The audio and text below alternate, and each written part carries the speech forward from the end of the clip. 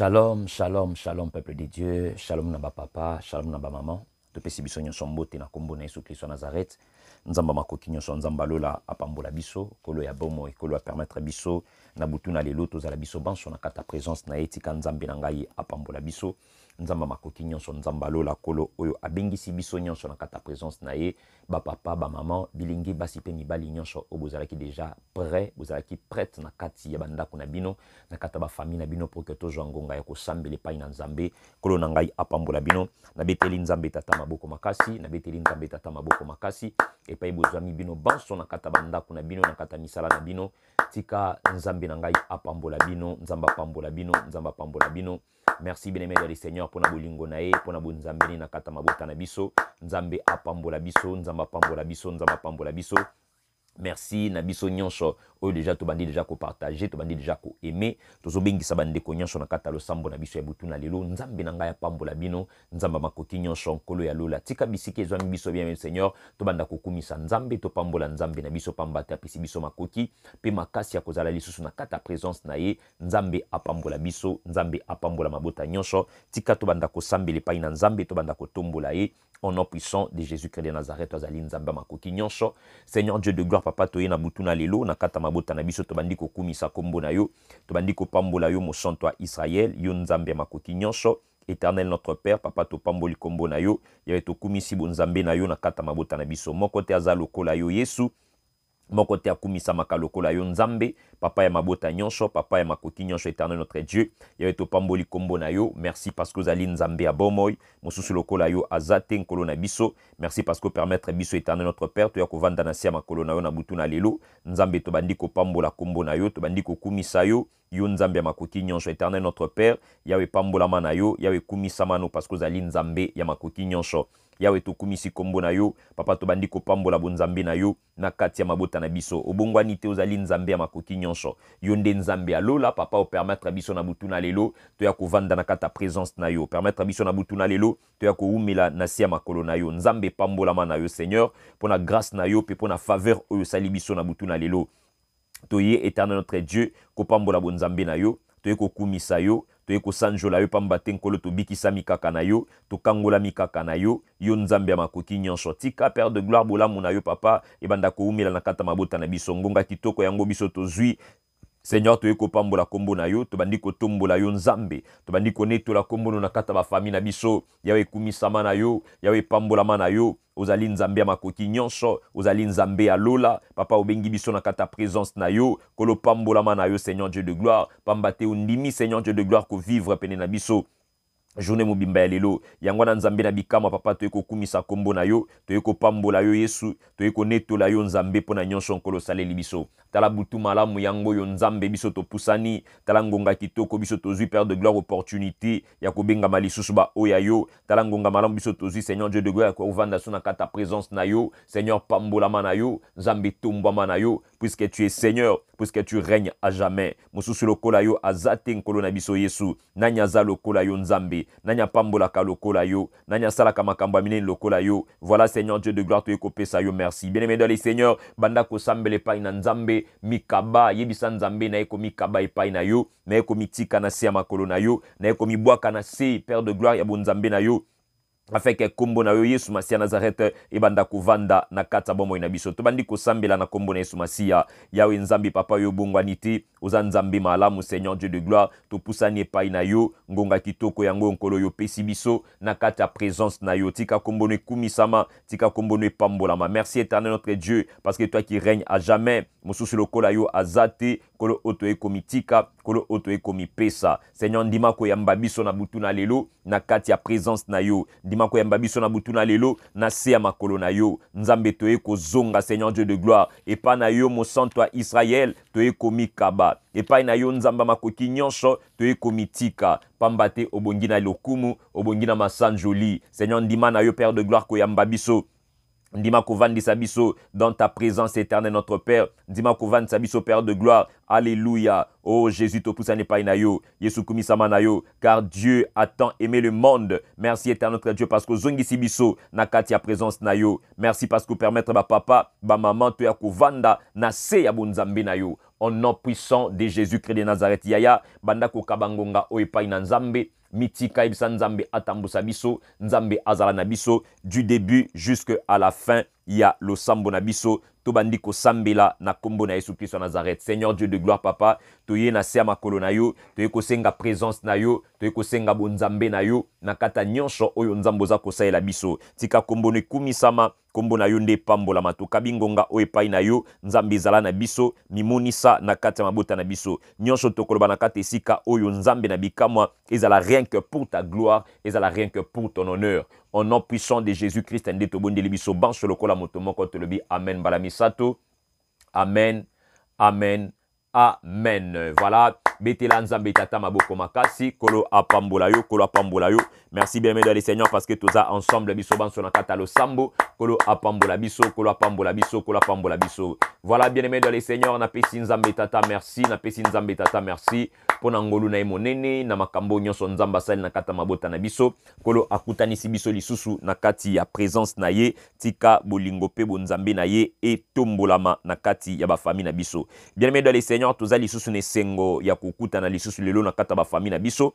Et pas ezwami biso bien aimés seigneurs, tokozwa Bible na biso mbala moko tokobanda kotanga mukanda na nzambe na livre ya Esaïe chapitre na yango 63 verset 1er kino na verset na yango 2. Zwa Bible na yo na mukanda na Esaïe chapitre na yango 63 tokozwa verset 1er tokokita mwa moketi na se Esaïe chapitre na yango 63 depa inga pe nazali koluka yo pe zwa Bible na yo Luka Esaïe chapitre 63.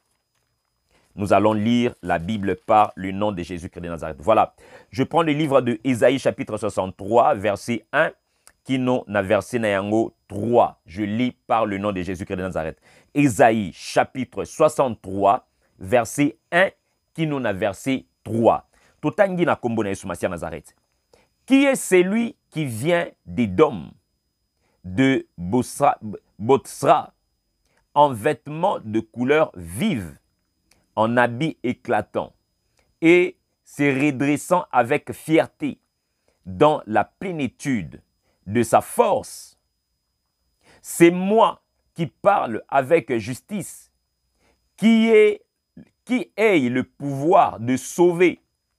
Pourquoi tes habits sont-ils rouges et tes vêtements comme les vêtements de celui qui foule au pressoir? J'ai été seul à fouler à la cuvée, et nul homme d'entre le peuple n'était avec moi. Je les ai foulés dans ma colère, je les ai écrasés dans ma fureur. Leur sang a jailli sur mes vêtements, et j'ai taché tous mes habits. Alléluia. Esaïe chapitre 63, verset 1er, qui nous na verset na yango 3. Bien-aimés dans les seigneurs, par la grâce de Dieu, bazali kote abiso la force dans la faiblesse. Lelo toza kozwa la force qui sauve.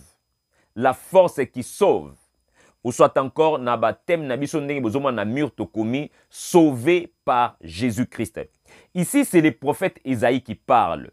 Il parle au peuple pour na kotali sabango o Esaïe mabumba mina nzambe. Alors que il livre ya Esaïe, to benga ngo la Bible dans la Bible, c'est-à-dire qu'Esaïe seul livre qui parle de Jésus-Christ mais sans pour autant citer son nom. Ici, on est en train de parler comment est-ce que l'humanité a été sauvée par Jésus. Comment est-ce que l'humanité, la vie tout entière, a été sauvée par Jésus. Alors, awa bien mes seigneurs n'a préféré, otia ma famille sauvée par Jésus. Le total isaki biso mokolo ya liboso awa. Comment et pourquoi nos familles sont-elles devenues faibles? C'était à cause du péché. Ezaki à cause ya lisumu o esalaki ke libota na biso ekomaki faible. D'ailleurs, ici, on mentionne, pour na kotalisa biso, comment est-ce que bilamba na biso ebebaki. Et comme le kole ya mutaza kosala na moulin. Et comme le kole ya mutazali kosala quelque part. Ezalaki na mutaza kokamwa, c'est Jésus mutaza kokamwa. Comment elamba na komi mwindo? Alors, je me suis posé encore la question. Comment est-ce que ma famille a fini par être sauvée? Comment libota na ngai ezalaki sauvé? Ce qui tokei na mukanda na Jean chapitre 3, na verset 16. Batalisi biso comment libota na ngai na yo ekomaki sauvé. Tokomaki sauvé na nzela ya koya ya Yesu Kristo wa Nazareth. Koya na ye na sena mokili, kufa peli sekwa na ye, nde kangoli biso. Mais qui sont ceux-là qui sont sauvés? Est-ce que c'est toutes les familles qui sont sauvées? Est-ce que ça na mabota nyonso eza ya kokangolama? Non, moi je ne pense pas que ça na mabota nyonso eza ya kokangolama. Batuni biso banani bazali ya kokangolama. Mabota ni zali ya kokangolama. Mukanda na Jean chapitre 3, verset na 16, eza kopesa biso réponse. Écoutez ce que la Bible dit. Car Dieu a tant aimé le monde. Dieu a aimé tout le monde. Nzamba linga ba français, nzamba lingi ba belge, nzamba lingi ba congolais, ba hollandais, ba ivoirien, ba ghanéen, ba nigérien, nzamba lingi biso nyonso.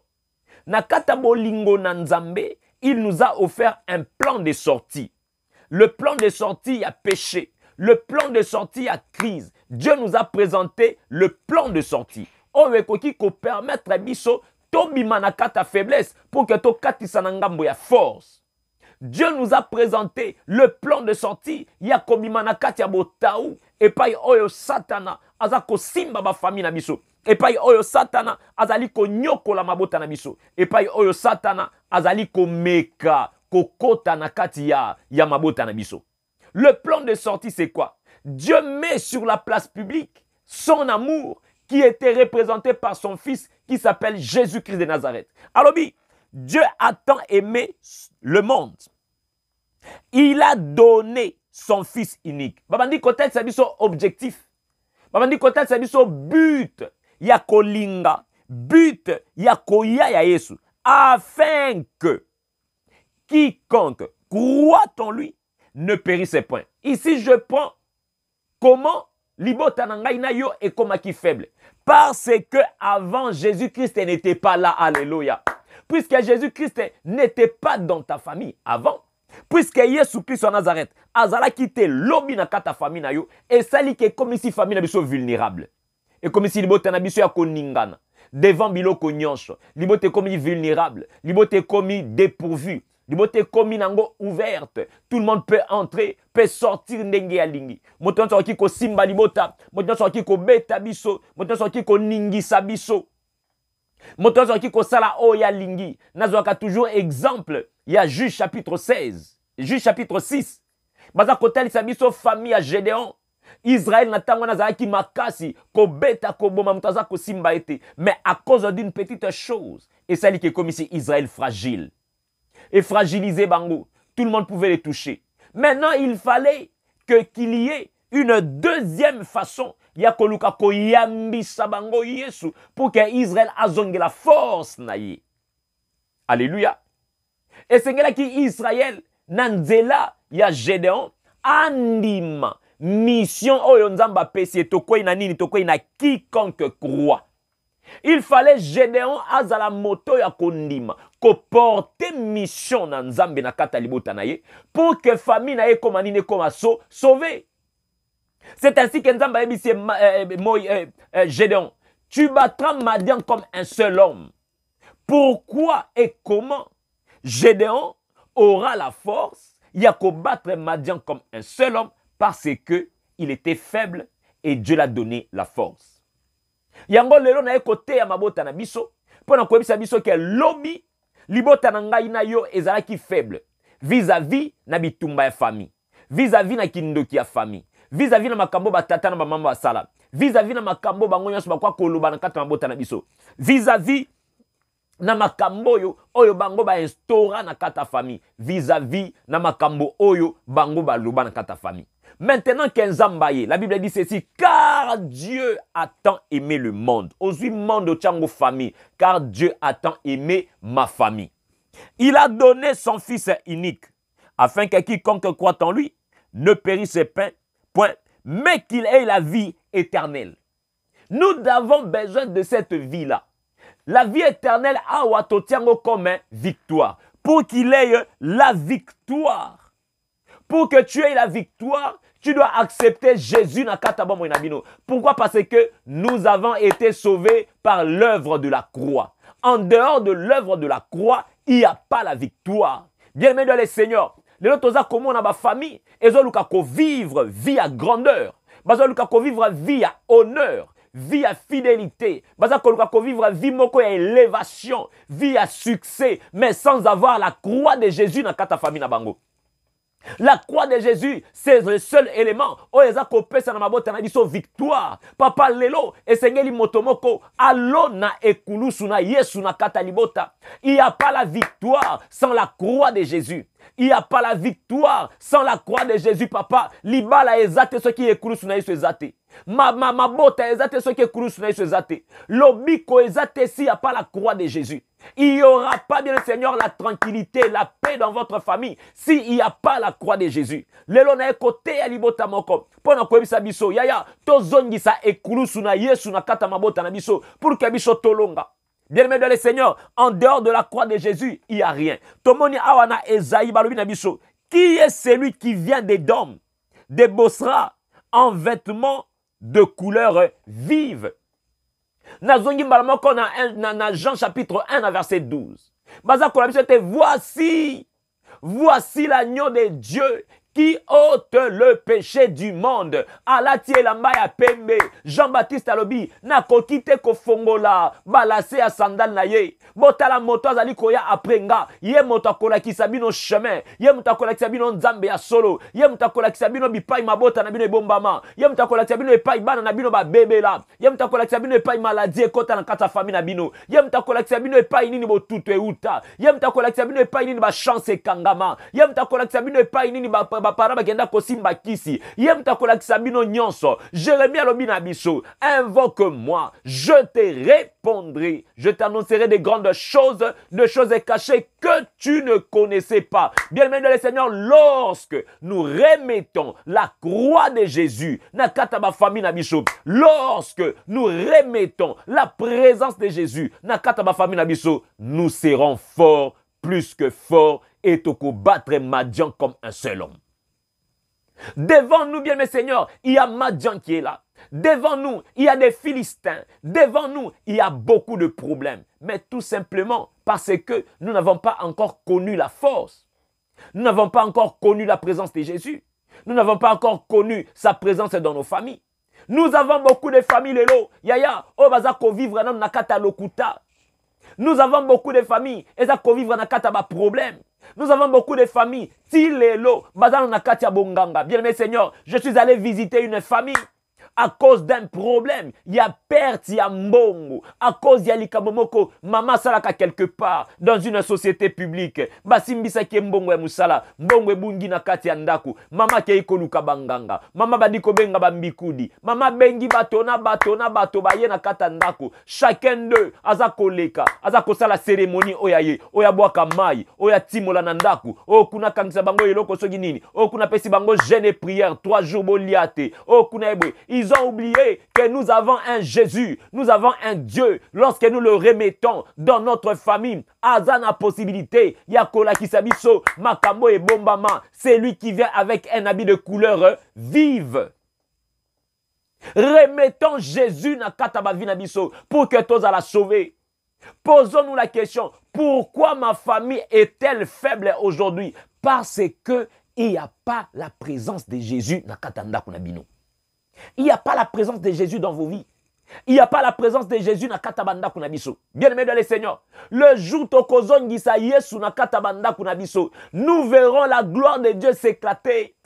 Mokolo oyo Marina Marthe bazongisa ki Yesu na katanda kona bango Lazare asekwaki papa Lazare na yaza kokufa zongisa Yesu kende kwebisa que ton ami que tu aimes l'unique celui que tu aimes beaucoup est tombé malade. Yaka ya kobi kisaye. Le jour où Marie na Marthe comprennent qui bazongisi Yesu na katanda kuna bango, Lazare a sécuit. Lelo Lazare nabino aza condamné à kokufa. Pourquoi? Parce que vous ne remettez pas Jésus dans vos familles. Christ n'est pas là dans nos familles. Batengeli biso balobina biso. Balobina biso. En habit éclatant et se redressant avec fierté dans la plénitude de sa force. Nanyango motoyo aza koyana lolendo aza kotambola pe azali kotondisama na kata makasi na ye aza kotondisama. Pourquoi? Parce que ayebi ke yende moto aye na solution. Jésus est venu avec la solution et atondi na kata force na ye ayebi ke bien le Seigneur que soki yazate tokokoka eloko te. Jean chapitre 15, alobina biso, sans moi, vous ne pouvez rien faire. Regardons-nous dans nos familles. Toko karosala eloko mon côté. Tozo forcer biso moko. Tozo bimatongo. Tozo zonga pokwa. Nous mangeons le pain de douleur. Toza konyo kwa ma. Boutoupe moi. Il n'y a rien qui avance. Pourquoi? Parce que Jésus n'est pas là. Nazo kende na kata Bible. Namoni Simon. Simon azokanga bambisi, butu bwaka kafile, abenda babendi maputa, abenda babendi ba mesh, abenda babendi ba sapatu ya bana, abenda. Simon aluka mbisi butu mobimba azwa eloko te. Il n'a rien trouvé toute la nuit. Bien-aimé dans le Seigneur, il arrive de fois, ba moment oyo biso toyebi, ke tango makambo esala makande yango. O ngonga oyo nde erba biye kitaka na luka biye. Ngonga oyo yango nde biloko se futaka. Ngonga ngo yango oyo nde tokomi na hiver bilamba malili ebimaka. Ngonga ngo yango tokomi na soki na nini biloko ebimaka. Oza koluka, ozo zwate. Okanition dirait, ba masta nde bazamari ba obombelo information. Non, c'est parce que tu vas aller chercher toi-même. Ozo kende koluka ngo na mayele na yomoko. Et kosimbate, mais à partir à l'élo, tu es sauvé par Jésus. Zongisa Yesu na kata commerce na yo.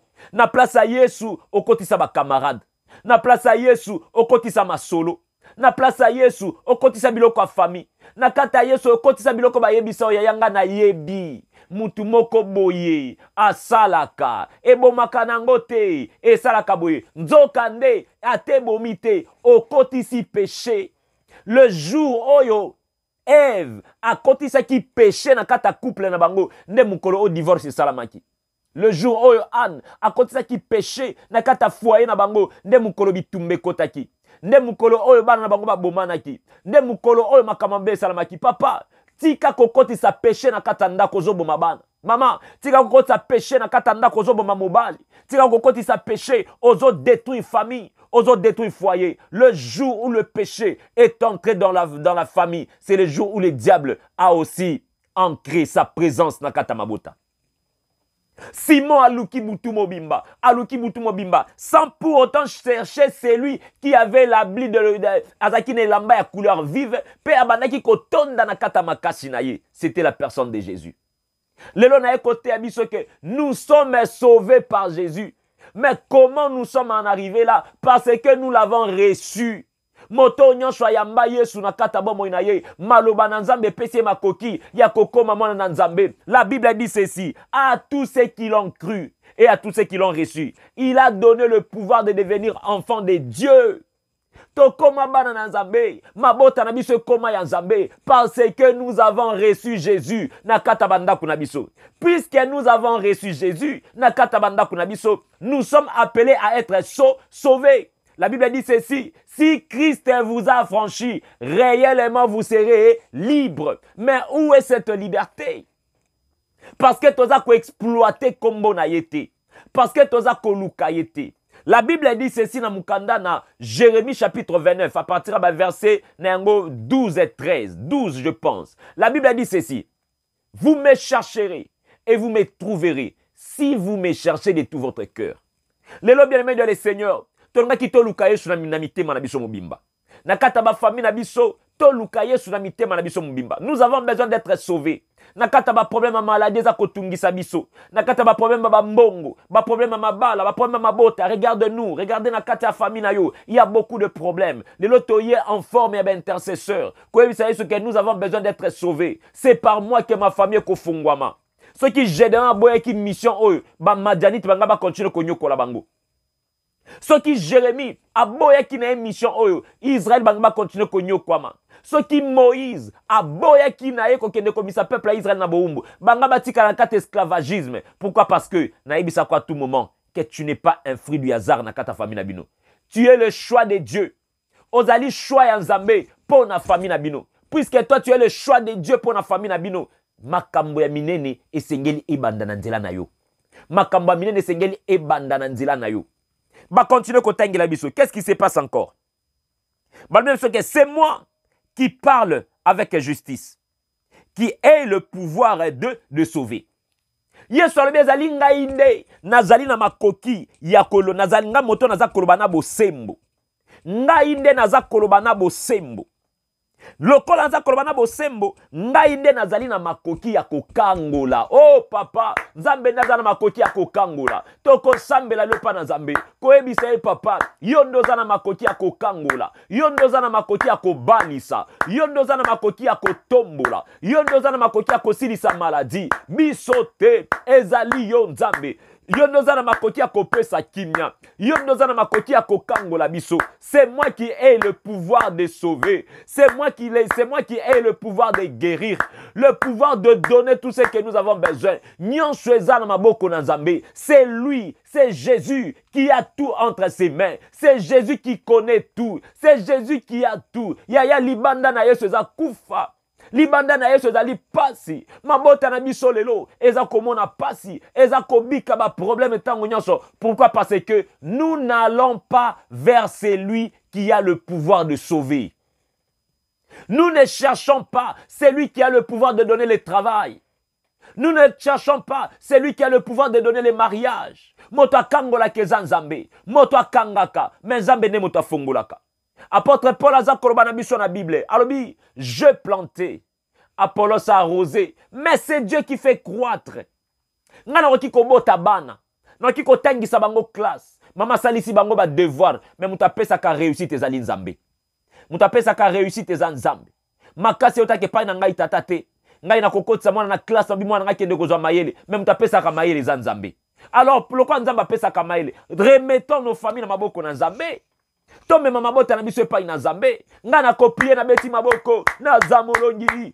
Nzambe na bomoy. Papa sale na biso. Lelo même muta kangola keza Nzambe. C'est moi qui ai le pouvoir de guérir. C'est moi qui ai le pouvoir de sauver. Nzambe nem tazana pouvoir ya nyonso. Et salami na makasi na biso te. Alors pourquoi pas lelo tozonge epai na Nzambe pour que toza la sauver? La force est dans la faiblesse. Ezali lorsque Nzambe aza ko sauver biso, Nzambe aza na kata biso alobi va ekoyebisa batu te. Yesu abikisi mutu.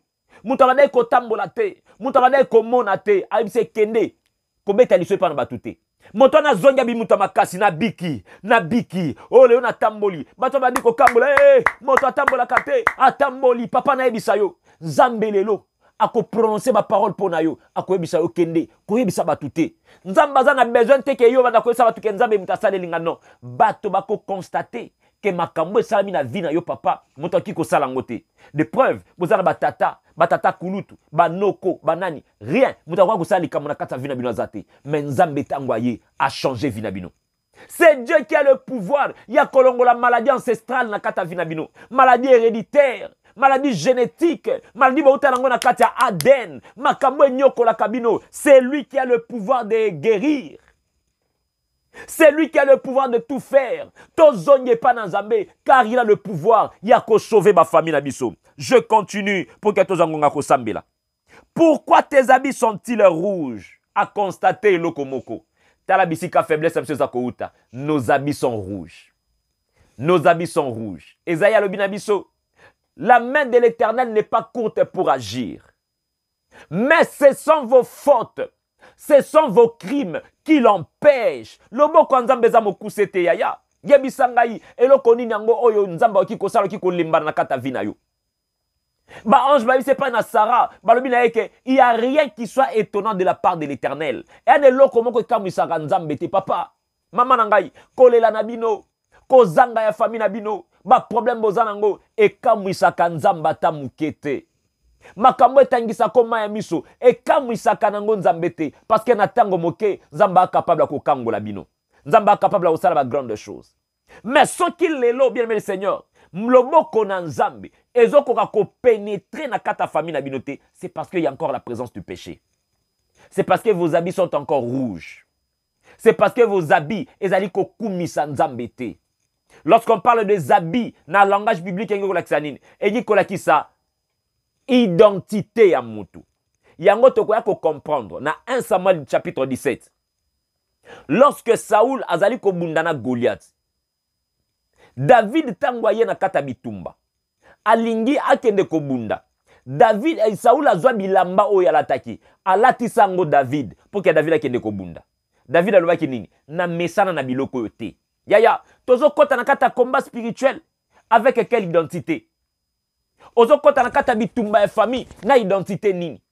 Est-ce que lelo papa nangai, ceux qui ba bazwa pena diable en personne ba telemisa ye? Est-ce que to ko samba na ye? Pourquoi comportement na biso eza mabe? Au moment to sambela boy, yo na mbali na bo sala ba jour bolo banakate. Mais bolala ndaku moko, bolala pe chambre moko. Au moment to sambela boy, na bana na yo ezalaka Iran Irak. Au moment to sambela boy, na mama botio, bo sali autant de jours bo solo lakate. Pourquoi? Parce que bo la ki muku a Thompson. Combien de temps bo sali yo na yaya na yo liboso? Depuis akenda, moi si nazalaka mutu mabe. Bana ne bazalaka batu mabe. O ba kende ba keva na position na bango, nga pe na position na ngai. Comment olingi otokisa nzungu ya madesu, mozui konyo bwaki na gauche, konyo bwaki na droite. Faute de bois, le feu s'éteint. Nga naza libaya, ye pas libaya, to sangana, to pelisa moto. Le diable veut nous voir divisés, mais nzama nyamo na biso unis pour que to pelisa moto. Ce sont vos crimes, ce sont vos fautes. Et comme il s'habille en famille comme rouge. Ba habitude, ba comportement est comme rouge. Moi, Nzamba les athées. Lui, il agit dans les blancs. Mais vous, vous êtes dans les rouges. Comment Bolingi Nzamba Sala? Maintenant, regardez. Avant de couper ça, plan de sortie. Plan de sortie dans la crise. Yo, pourquoi Bilamba n'a mis à rouge? Et tes vêtements sont comme les vêtements de celui qui foule le oppressoir. Bilamba na yo, ponani les ali rouges. Pesa ma beza ko katana katana. Lokola mutasala kana machine. Nzamba za kotala comportement na biso. Aza kotala bizaleli na biso. Aza kotala identité na biso. Aza kotala bomoto na biso. Eza lokola bilamba katana katana. Lokola ya mutali boma. Eba na ka position te. Lelo za na kanda. Lobo za na esengo. Lobo kolobisa batu. Lobo ko sambela. Lobo ko sambela te. Lobi kuna boye. Lobi kuna boye. Ezali makambo oyo. Eza ko empêcher Nzambe a sauver biso. Et ce qui fait que lelo to komi na état moko ya faiblesse. Mabota na biso eza na état ya faiblesse. Pourquoi? Parce que chacun de nous aza ko vivre na ba couleur aza ko bimisa na kati na ye. Yaya za rouge, okuna za violet, okuna za kaki, okuna za soki brun, okuna za bleu. Moto na moto aza na couleur na ye. Et cela empêche à Dieu ya kokota na kata ba famille na biso. Nazo continuer pour que tozo ngonga ko sambila. Balobi na biso lisusu nini? Balobi na biso, j'ai été seul à fouler à la cuvée, et nul homme d'entre le peuple n'était avec moi. Je les foulais dans ma colère, je les ai écartés dans ma fureur. Leur sang a sali mes habits.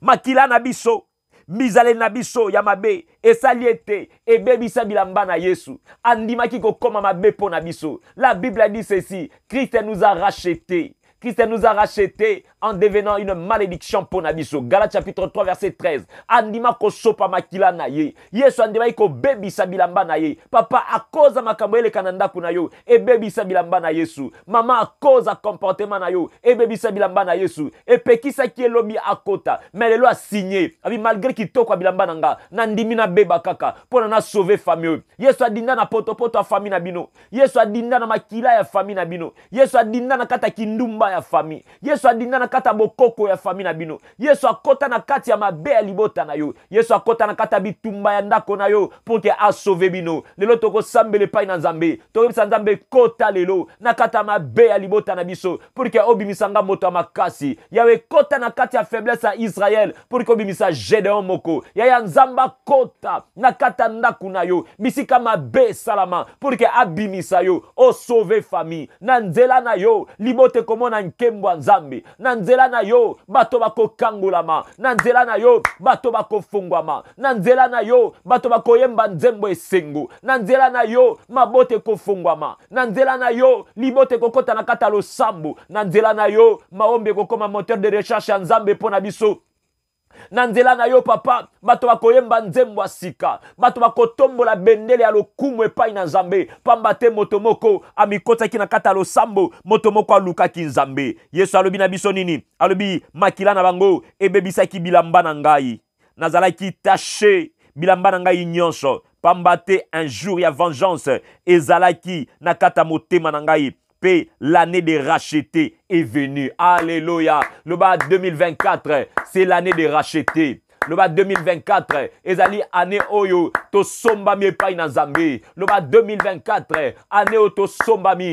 Février, bo sombami pa na Nzambe. L'année de racheter, l'année de racheter. Christ nous a rachetés dans la loi de la malédiction en devenant malédiction pour Nabiso. Il a accepté de nous racheter. Nanzela makila na ye. Yesu asopa ki makila pour biso to sombami pa na Nzambe. Yesu asopa ki makila na ye pour kenga to sombama yango na ekobisa papa boza kolanda biso lelo na ekobisa mama boza kolanda biso lelo o sombama na makila na Yesu o sombama na makila na Yesu yango lo to kosambele pa na Nzambe makila na yo ebanda ko sauver libota nanga makila na yo ebanda ko sopana na kata famille nanga afin que tous à la sauver au nom de Jésus-Christ de Nazareth betela Nzambe no maboko makasi betela Nzambe no maboko makasi ezala nzela makila na ye ezala nzela ya kufane ne kulusu nde biso to kangola maki au nom puissant de Jésus-Christ banda soko tombola Nzambe na yo banda ko tombola Nzambe yebise papa na tomboli kombo na yo papa na tomboli kombo na yo na butwa lelo kombo nezo tombama na katali bota na ngai je lève le nom de Jésus banda ko sambela na kombo na Yesu Masia Nazareth alléluia oh Nzamba bikamo Seigneur Dieu de gloire na tomboli kombo na yo na katali bota na ngai mosusu lokola yo azate oh papa tombama na yo na kombo na Yesu Kristo Nazareth. Alléluia. Oh Nzambe a bomoy. Papa nazo sambele pai na yo. Nazo bondele pai na yo. Yonde Nzamba makoki nyonso. Papa okangola libota na ngai. Nzambe tombama na yo. Yawe tombama na yo. Na butwa lelo. Na badi ko eleve kombo na yo. Na badi ko tombola kombo na yo. Na butwa lelo. Na eleve kombo na Yesu Masia. Na kata ndako nanga. Pamba te Nzambe. Mokolo na ndima iko yamba yo. Na yeba kite Seigneur Dieu de gloire. Nzoka na badi ko préparer famille nanga. Na ba grande chose. Nzoka na badi ko préparer famille nanga. Na makambo minene lelo papa na mimi bota nge pai na yo pamba te Nzambe o kangola ngai Seigneur Dieu de gloire pona na mema libota na ngai liboso na yo o kangola ngai Nzambe papa pona mema makaba na ngai liboso na yo na kombo na Yesu Masia ya banda ko sambeli pa na Nzambe alléluia éternel notre Dieu merci Jésus merci Adonai merci papa na bandi ko prier pa na yo ya prier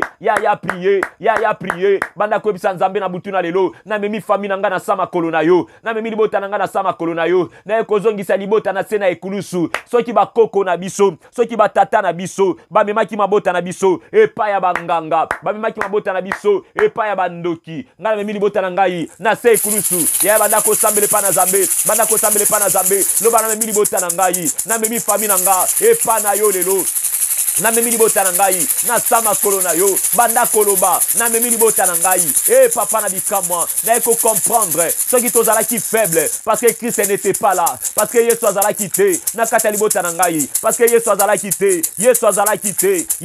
quitté Simon luka ki butu mobimba parce que ozala quitté mais lorsqu'o ye o évite que jeter vos filets o évite ki aboa ka filet oh makasi na ngai na kata ya botau makasi na ngai na kata bolembo makasi na ngai na kata bolembu makasi na ngai na kata bolembu makasi na ngai na kata bitumba famille ezayo Yesu ya banda ko sambele pa na Nzambe loba yonde makasi na ngai yonde pole na ngai epa yonga na kimelaka epa yonga na ko vandela epa yonga na ko lukaka ya bando prier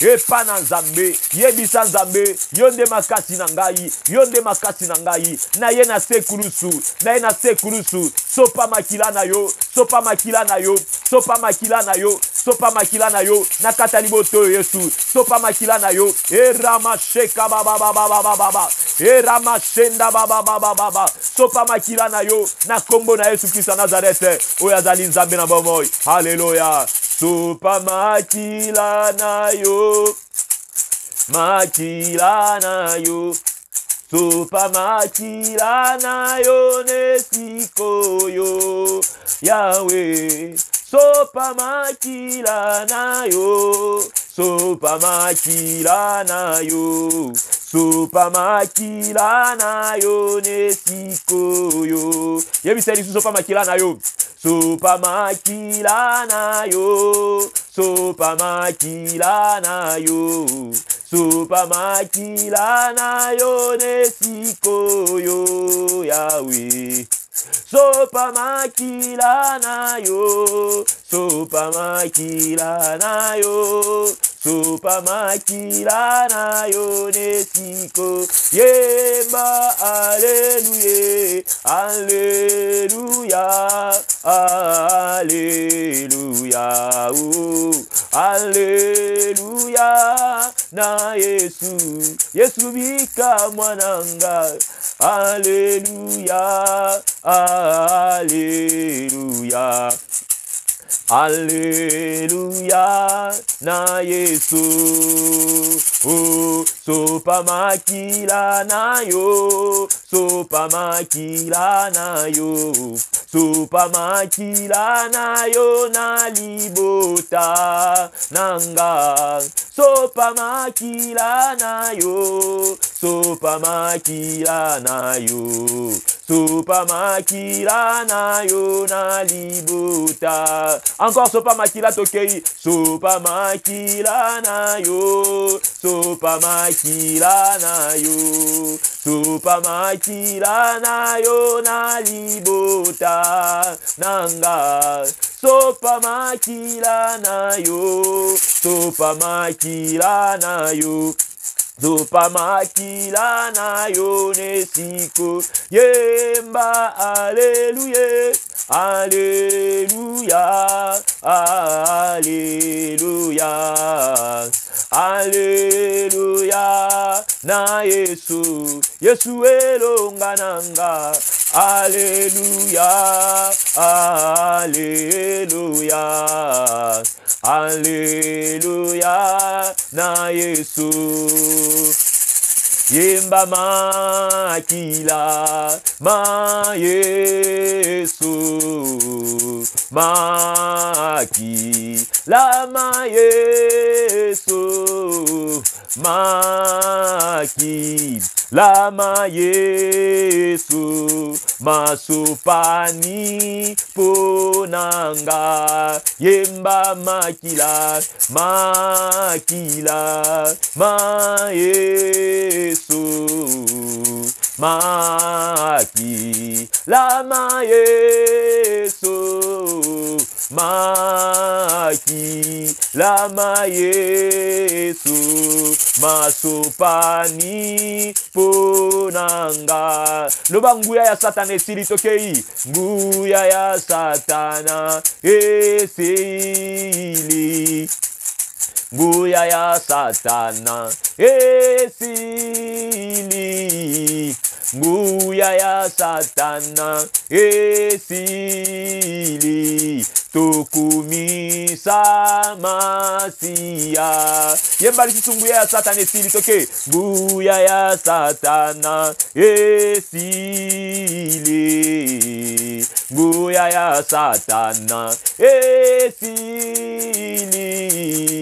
nguya ya satana esili tokumisa masia loba nguya ya maladi esili tokei nguya ya maladi esili nguya ya bobola esili nguya ya ekomba esili tokumisa masia yemba nguya ya kindoki esili nguya ya seliba esili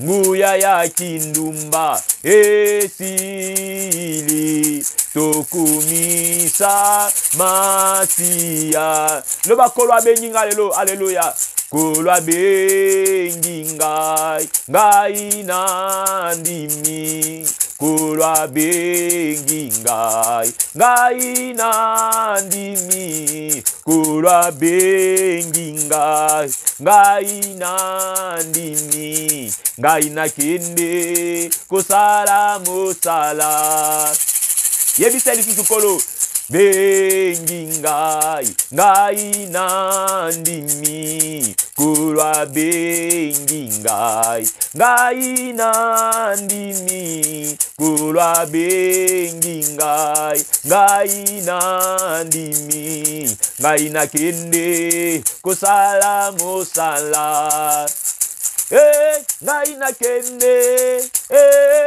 ngai nakende ngai nakende kusala mosala oh ngai nakende oh ngai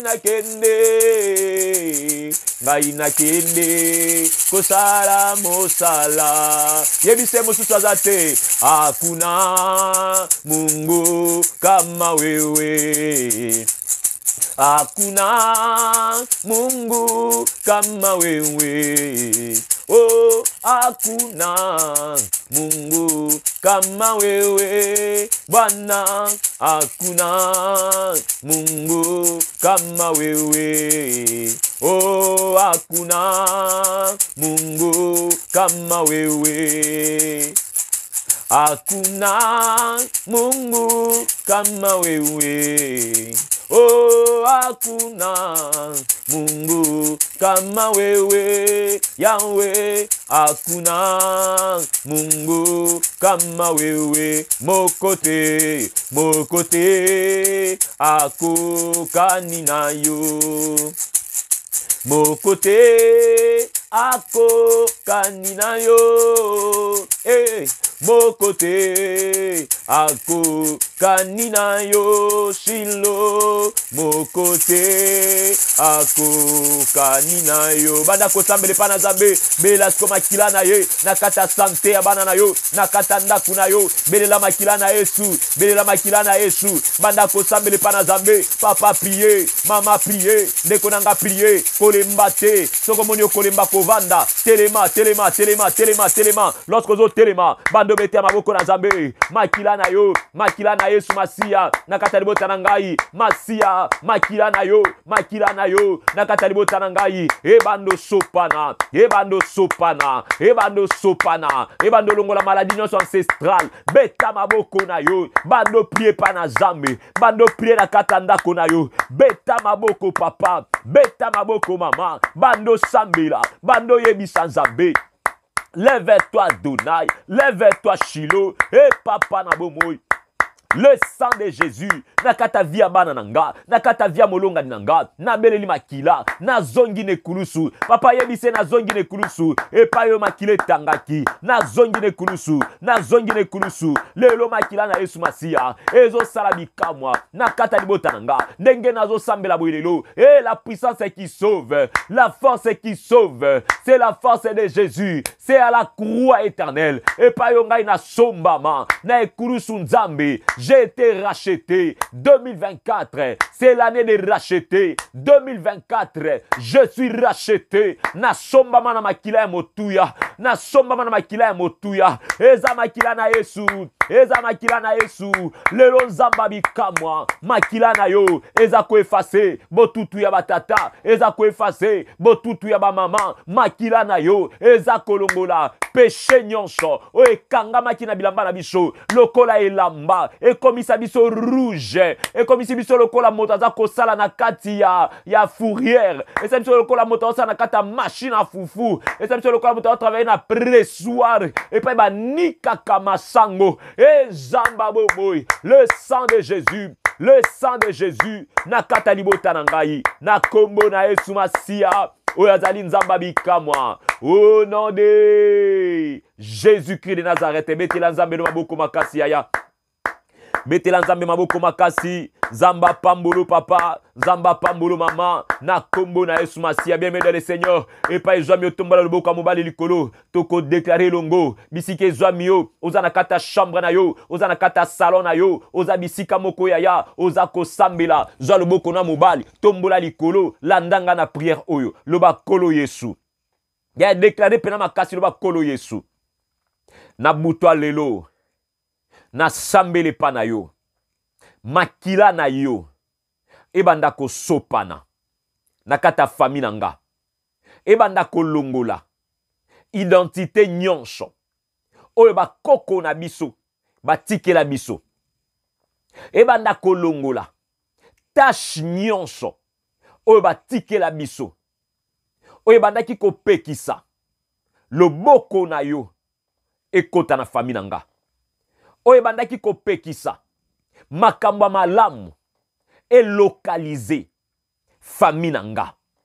Lelo nga Emmanuel tanga kombo na yo loba nga lelo Emmanuel na bandi ko sokolama na makila na yo na petolami na makila na yo eloko nyonso robe nyonso ya rouge oba latisa biso masque de vieillesse oba latisa biso eloko nyonso mabe, identité nyonso mabe, o ekangela biso ba porte, o ba latisa biso, à cause de ton sang, à cause de ton sang, ebandi kolongola yango, ebandi kolongola yango, ebandi kolongola yango, ebandi kolongola yango, par le nom puissant de Jésus, ebandi kolongola yango, au nom de Jésus-Christ de Nazareth, bando bela koma kilana Yesu Masia.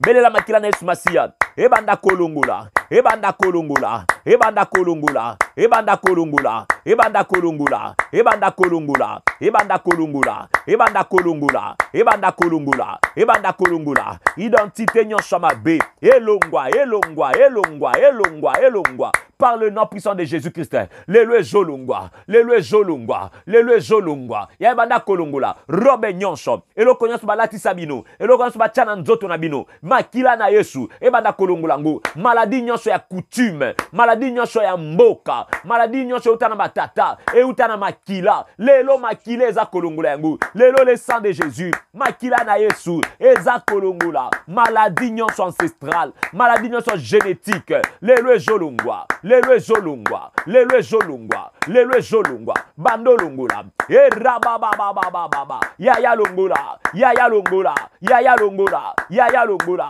makila na Yesu Masia, ebando petula, makila na Yesu Kristu, ebando sopana, ebando sopana, na kata libota na yo, ebando sopana, lelo sopa, sopa, sopa, sopa, sopa, sopa le sang de Jésus, sopa le sang de Jésus, e pa yo zwami, lelo ezolongwa, lelo ezolongwa, bando tanga kombo na yo, bando tanga kombo na yo, e makila na Yesu, makila na Yesu, na kata bandako na biso, makila na Yesu, ebando sopana lelo, le sang de Jésus, ebando sopana lelo, na kata mabota na biso, makila na Yesu, ebando sopana, oh je veux voir Jésus, makila na yo, makila na yo, makila na yo, na kata mabota na biso, le sang de Jésus, le sang de Jésus, ebanda kopetula, ebanda kopetula, ebanda kopetula, na kombo na Yesu, e makila, makila na Yesu, makila na Yesu, na kata bomo na biso, je veux voir le sang de Jésus, na ina mona makila na Yesu Masia, ebando peto la biso, makila na Yesu Masia, ebando kango la biso, lelo nazo fungwama, eloko nyonsho, oe kangama, nanzela bandoto nanga, lelo ezo fungwama, makila na Yesu Kristo wa Nazareth, lelo ezo fungula, makila na Yesu Masia, lelo ezo fungula, papa prier, mama prier, bando tanga kombo na yo, bando lo ba kombo na yo, na katalo sambu, yaya tanga kombo na yo, na kombo na Yesu, na butwa lelo, makila na Yesu, Jésus ezo sopana na vie nanga ezo sopana na elongi nanga na nzoto nanga na makambo nanga nyonso na ba dossier nanga e bandolanda ba dossier nanga pa ezali ya yo oza na problème ya mikanda sambela makila na Yesu oza na problème ya ba dossier na yo okotaki quelque part pona ba CV na yo pona makambo na yo loba makila na Yesu elandango soki makila ya ba koko na biso soki makila ya ba ntaba makila ya ba soso makila ya ba pigeon o ba sopaka makila ya batu o bango ba sopaka e bebisaka ba dossier na biso lelo ezokoma propre à travers le sang de Jésus nazo biso ke jeudi ya lelo e kozonga lisusu te eza jeudi miracle e na osambela pona papa moko na osambela pona mama moko jeudi ya ezali jeudi ya miracle etika histoire na kata vie na yo Zamba sauve yo par le nom puissant de Jésus e rabashenda baba baba.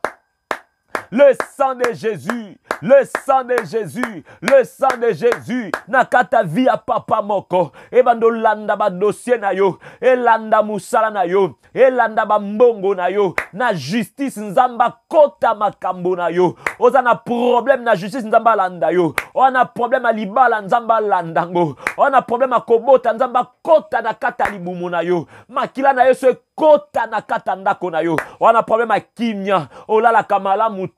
Bandoto kaka ya mabe. Makila na Yesu. Na kata bandoto na yo. Na kata ba relation na yo. Ozana bato bazo traître. Bazo trahir yo. Bazo koselo makambo. Zamba kota na kata domaine wana. Makila na Yesu banda ko kanga mino kwa bato. Makila na Yesu banda ko pesa kimia. On a puissant de Jésus. Et na osambele pa na Nzambe. On a problème ko ya recommandation ya musala. Tika molimo mo santo Nzambe. Atoka katini ya makila. Akende ko sopango. Nakata ba recommandation. Soki ba ko buaka batu nyonso yo ba retenir yo. Yo ba retenir yo. Parce que Christ t'a sauvé. Parce que Christ t'a sauvé. Année oyo. Ezali année à ba racheter. Zala racheter pa na Nzambe. Zala racheter pa na Nzambe. Zala racheter pa na Nzambe. Na osambela na kombo na Yesu. So na problème à mariage. Nzamba kota na kata ba domaine ba relation na yo. E makila na Yesu banda ko samba po na yo. Bato ba kosela yo makambo. Azala kandumba. Ana mibali ne bele. Abota kutuna nani. Nzamba kota likambo yo. Makila na Yesu matia Nazareth kota kama kambo abato. Ekota kama kama bato. Nzamba kota makambo na yo. Nzamba kota makambo na yo. Na kombo na Yesu. Na kombo na Yesu. Tika nzamba longisa yo. Tika nzamba kota makambo na yo. Par le nom puissant de Jésus-Christ de Nazareth. Oyaza nzamba makoki nyonso. Au nom de Jésus-Christ de Nazareth. Sambela nanga iloba kolo Yesu. Na lonye kulusu na yo. Na kata libota na ngai. Makila na yo. Ebando tanga. Na kata ndako na biso. Na kata fami na biso. Makila na Yesu. Ebando kota. Na ba domaine nyonso. Lokola na lonye kulusu lelo. Ma famille est sauvée. Loba makasi ma famille est sauvée. Ma famille est sauvée. Ma famille est sauvée. Ma famille est sauvée. Au nom de Jésus-Christ de Nazareth. Alléluia. Tika nzamba pambula yo. Betela nzambe no maboko makasi. Betela nzambe no maboko makasi. Kolo apambula yo. Banda soko tombola nzambe na yo. Banda ko pesa ye merci. Banda ko pambula ye. Parce que azali nzambe malamu. Kolo ya makoki nyonso. To sambeli na kombo na Yesu Christ wa Nazareth. Alléluia. Seigneur Dieu de gloire, papa na tomboli kombo na yo. Na kumisio parce que ozali mo santo a Israël. Nzambe mosusu lokola yo azate. Papa to tomboli kombo na yo. Papa to kumisio parce que ozali nzambe a bomoy. Mosusu lokola yo azate nkolo na biso.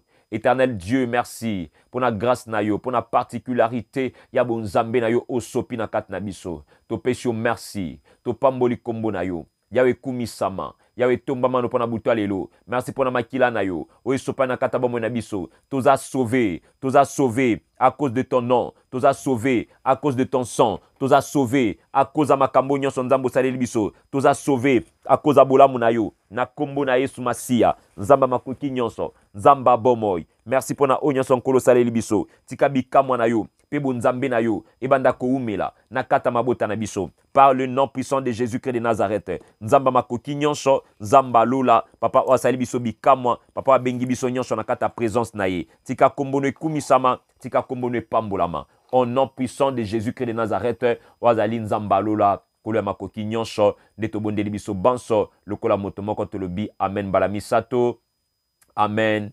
Amen, Amen. Olobi Jésus-Christ est Seigneur, Jésus-Christ est Seigneur, Jésus-Christ est Seigneur, Jésus-Christ est Seigneur. Ganga Makasi Nazamolongi, Nazamolongi, Nazamolongi, Nako dominé, au nom de Jésus-Christ de Nazareth. Alléluia. Tobeteli Nzambe Tata Maboko Makasi.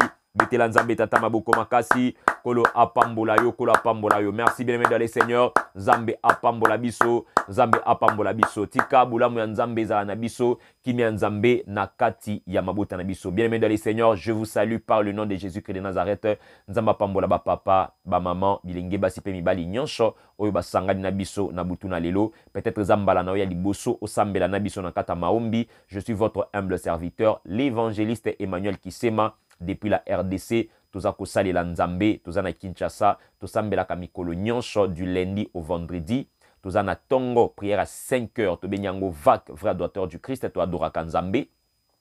Na 12 heures, tobenyango Golgotha, ezali prière ya destinée. Et na butu tobenyango maombi, ensemble pour la délivrance de la famille, ezali ensemble ya intercesseur, o bazali koluka Nzambe na kati ya bomoi na bango. Nkolo apambola biso, tokutani biso banso, lobi na 6 heures. Par la grâce de Dieu, pardon, à 5 heures, à 5h30 pour que tous les gens pendant quelques minutes, tu peux Nzambe Tata merci, tu à 12 heures, bazote abiso le chemin tracé de Dieu et tu écoutes na lisusu na 22 heures na kati ya vendredi et toko. Donc le but continuer prière sur le sang de Jésus. Je sens pendant que na o sambela na o sentir ba to beli fo ba kangolama. Il y a maombi za théâtre te, maombi za théâtre de chez nous te, ils appellent ma boke moko boité mais ali le sambo. Donc lobi toko sambela jusqu'à tel point que to kangolama. Donc lobi bato bako simba mana présence en Nzambe, lobi ba maladie ko longwa parce que le sang de Jésus ne blague pas. Le sang de Jésus, il a plus que bulldozer, il a plus que caterpillar. Il y a mon sengi na biso nyonso lobi to za lebele. Partagez ba lien, bengi sa bandeko, yebisa bango même de bouche à l'oreille, tindel bango ta message na WhatsApp, invitez bango, zala invité pour na biso, to sala invitation moko spécial pour na lobby, to ko tindika ngo pa na batu nyonso, bandeko nyonso ba ya to sambela, to zala même plus de 50, plus de 100, plus de 200 vues en direct pour que to zo ngonga ya ko sambela. Merci, kolo apambola bino, butu malamu, Nzambe apambola mabota nyonso. Vous avez besoin de soutenir cette œuvre parce que ça vous un soutien makasi et c'est un tosombaka ba méga, tous alaka toujours connecté pendant qu'on répondre ba Nzambe pendant qu'on toujours les numéros est là. Boki ko benga pour soutenir cette œuvre pendant qu'on pambola basali Nzambe ko sunga penza musala oyo de façon que tout est encore plus loin. Merci Nzambe apambola biso. Bolingo ya Nzambe na kata mabota na biso. Bonne nuit na kata bandako na bino. Vous avez besoin de la prière cette nuit. Vous avez besoin d'un encadrement. Vous avez besoin, il y a apport spirituel. Le numéro, il est là devant vous. Il y a un numéro WhatsApp. Vous pouvez appeler à tout moment, à n'importe quel moment. Nous serons toujours là disponibles pour Nakoyembaba na Nzambe pour faire Oyo Musala Nzambe apesa biso. Merci, que mon Dieu vous bénisse. Tokutani biso banso lobi na kati ya losambo na biso ya tongo. Merci, Nzambe apambola bino et bonne nuit na kata bandako na bino.